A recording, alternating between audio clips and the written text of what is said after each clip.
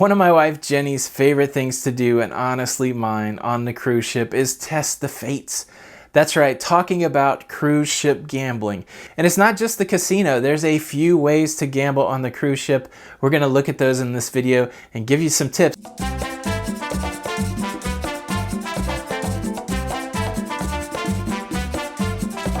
Hey, what's up everybody? Tony with Lido, Loca. Welcome to the YouTube channel. If you like the cruise tips, consider subscribing to the channel with the notification bell on, and that way you don't miss any of our content. This is day 26 of our cruise count up to 31 days. We're only 5 days away from our cruise on the Carnival Breeze. And the reason I'm telling you that is this is a little bit of a interactive series. I'm gonna give some tips. I'm gonna invite you to leave your tip in the comments below, and we're gonna have a big old prize drawing at the end of 31 days, and you could win if you leave a comment below. So when you say cruise ship gambling, you immediately go to the casino, and undoubtedly the casino is the hot spot for gambling. Before I get too deep into this video, there are some addictive things that happen when people gamble, and some people have challenges controlling that. If you're having trouble stopping gambling, I'm gonna leave the number here below that you could contact. The main thing that I wanna say is never gamble with more money than you can stand to lose. You gotta decide what you can lose and treat gambling as entertainment, as money spent. If you win something, good, but for the most part you're gonna lose. Keep that in mind. Don't gamble your rent money. And if you have a problem, make sure you reach out, because there really is some things in there that's hardcore mental addiction that some people can't deal with. And if you're one of those folks, we'd love to see you get help. So let's work our way to the casino. The first thing I think about when I think about cruise ship gambling is the age-old tradition of cruise ship bingo. Now bingo, if you're unfamiliar, is a game where they give you a card with bingo across the top row and a bunch of numbers down below. There's a lot of ways to win a bingo game, but traditionally you're getting 5 numbers across, 5 numbers down, and those numbers are going to be drawn randomly. Old school, it used to be on printed ping pong balls, but now with modern technology, it could just be a number that flashes on a screen.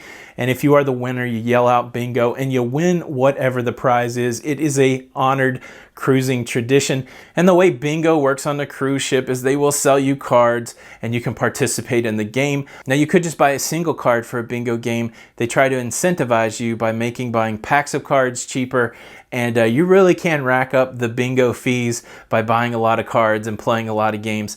It's a lot of fun. Again, most of the time you're not going to win, so this is money spent for entertainment. But here's some strategies I like to use for bingo. The first time we went on a cruise ship, we paid bingo on the first day, and it was like the least big prize that they offered that week. What I noticed as the week went on, the bingo prizes kept getting bigger and bigger and bigger. So my tip would be, if you got some bingo budget and it's only enough for 1 or 2 games, wait toward the end of the cruise, look for the big prize amount, and there's going to be more people playing. Of course, it's going to be a little harder to win, but if you're going to take a chance at the fates, you might as well do it for the maximum profit. You're spending the same money for the cards anyways.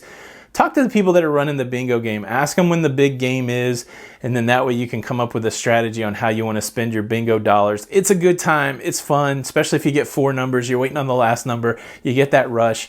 But again, if you go play every day, you can spend some coins. So be careful with your bingo money. Now, getting closer to the casino, there are some other games. I'm going to call these mechanical games of chance. These are going to be your claw, your coin pusher, your push-out machines, whatever they have on the cruise ship. You're going to find a variety of machines where you can swipe your card or you can insert some quarters and you can have this mechanical, physical gaming experience. Of course, one of the famous ones for us is the coin pusher. My wife Jenny loves the coin pusher. And basically, it's a tray of quarters that's constantly moving. You're adding quarters to it and you're hoping that the coins push the winnings out the bottom and you become a big winner. It's not happened, but it's a good way to pass the time. It's fun to watch. It's got all the lights.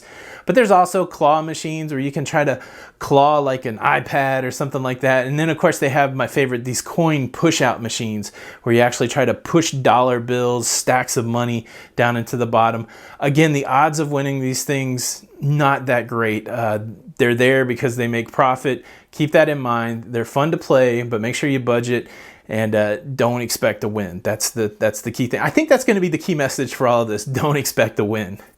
But yeah, so you can gamble that way on the cruise ship. It's kind of cool. You don't have to interact with the dealers or anything like that if you don't want to deal with that, but you can do that. It's a lot of fun. Before we talk about the different kind of games that you can play in the casino, let's talk about the money that you need to play the games. You can do it a couple ways. You can bring a big stack of money. The slot machines will take your money.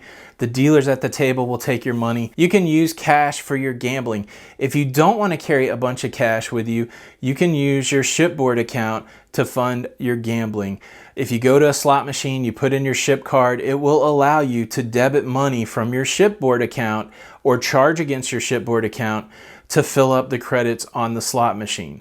You can do that at the table. You can hand them your shipboard account card and they will charge against it. Now, the thing here is when you do that at a table, there's usually going to be some sort of percentage fee charge, maybe 6%, maybe 3%, depending on the cruise line. You don't have that on the slot machine. They will let you make that transaction for free. So just a little tip, if you are a table player and you don't want to bring your cash with you, one way that you could get cash is you could put your card into a slot machine. You could pull money off of your shipboard account onto that slot machine and you could cash out. You can go to the casino cashier and you can get cash that you could go use on the table game. The last thing I want to say about cash is it's good to have a bankroll strategy. If you want to gamble every day on your cruise and you don't want to find yourself overspending, decide in advance how much money you're going to spend on gambling. Let's say you're going on a 7-day cruise and there will be opportunity to gamble every one of the 7 days and you want to spend $100 a day. That's $700. Now, the easiest way to manage that is with cash. If you bring $700 with you on the cruise, you can leave that money in your safe secure and only carry the $100 that you've allocated for each day of the gambling when you go to the casino. So say you wait till the end of the day to go to the casino, you got your money in the safe, just go grab your daily bankroll, which is $100, go to the casino and gamble your $100. If you lose your $100, that's it for the day. The temptation might be to get more money, to chase. But really, if you want to gamble for the whole cruise, just say, look, I lost my $100 for the day. There's plenty of other things to do on the cruise ship. Now, on the other side, if your $100 gets multiplied because you've won some money, make sure you take a win. Don't stay and play until you lose all your money. There's nothing more depressing in your gambling soul than being up and walking away with nothing. Kind of what I do, say if my $100 becomes $300, I'm going to say, look, I'm going to keep $200 no matter what. And then maybe I will lose the $100. The smart play would just be to keep the $300 and go put it all back in the safe. And so whatever you win, you can either go to customer service and put that on your shipboard account to pay down any bills that you have. That's a good way to do it. Or take all that money and put it back in your safe. And don't think about your winnings if you won. The next day that you get up, just go to the safe and get your next day's bankroll, which would be $100, and play it until you lose it, and then don't play anymore. Don't think about yesterday's winnings. Just play it until you lose it, and then that way you're going to gamble another day. And sometimes you might even end up with money at the end of the cruise. Now, that's my bankroll strategy. That one's not set in stone. There's a lot of ways to manage your money. If you have a good strategy, leave it in the comments below. I know somebody's going to say, well, the best strategy is not to gamble at all. We're talking to people that are going to gamble here. Leave a comment below. I'm also going to spend a little time toward the end of the video talking about the different kind of tournaments that you can enter into and gamble in, so make sure you stay tuned for that. Now let's finally talk about the different kind of games that you can play in the casino. Traditionally, it's going to be slot games, table games, and there's usually a virtual poker table. Here's the big caveat. The casino is not regulated in the same way that casinos in the United States or really any of the countries that you come from are regulated. So these have their own rules. Slot machines by far are the statistically worst games to play. The casino has the greatest edge on slots. But they're the easiest game to play, and they're the most exciting when somebody wins a big jackpot. People have to spend thousands and thousands of times before they get lucky for that big jackpot, or you may get lucky off of somebody else's thousands and thousands of spins, and you may sit down and the very first spin that you have wins a jackpot. And let me tell you this, if you are the lucky person to sit down after somebody's put a lot of time into the machine and that person is still there and they watch you hit that jackpot, everybody in the casino will be excited for you, except that person who didn't spin the machine one more time. But slots, a lot of fun, but casinos, hotels in Las Vegas, Every major gaming thing is built on the profits of slots. I'm not trying to be prescriptive here, just the math says that if you play table games, you have a better chance of getting a return on your money.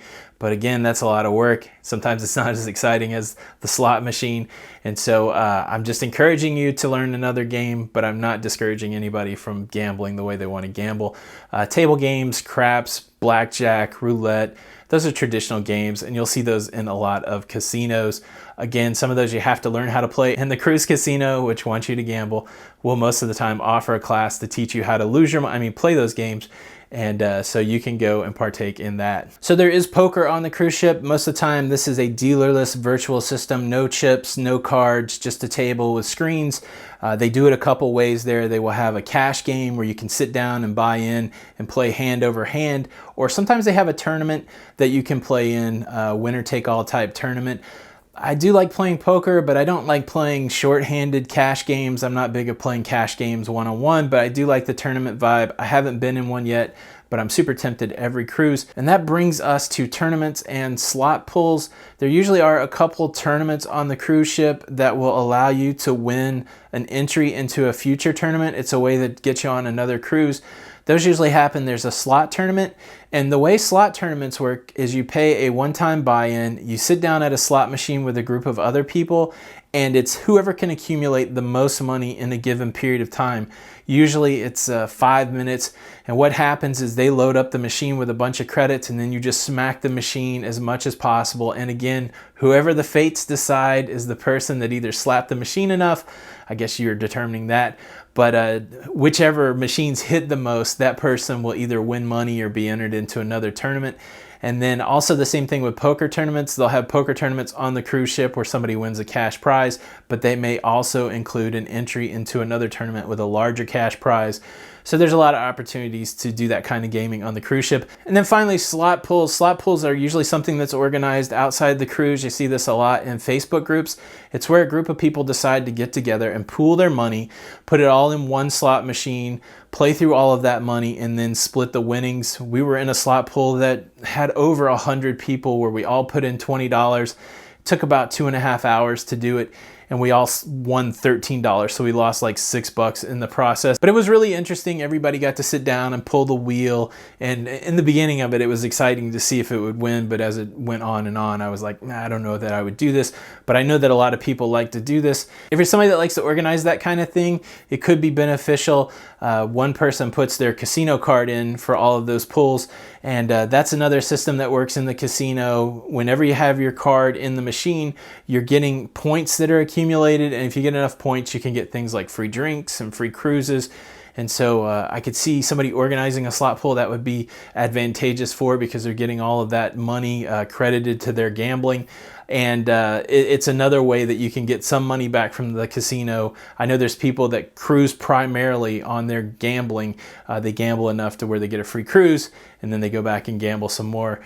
And it's a way to offset your cruising cost by risking some money. A little longer tip video than the previous ones, but I have had some experience gambling, and I just wanted to give you the things that I have learned about cruise gambling. What's something that I didn't talk about? Leave a tip in the comment below. Continue the conversation. Be entered in for potentially winning the prize pack. Hopefully the video was helpful. If so, please leave a thumbs up. Consider subscribing. Check out all of our social media.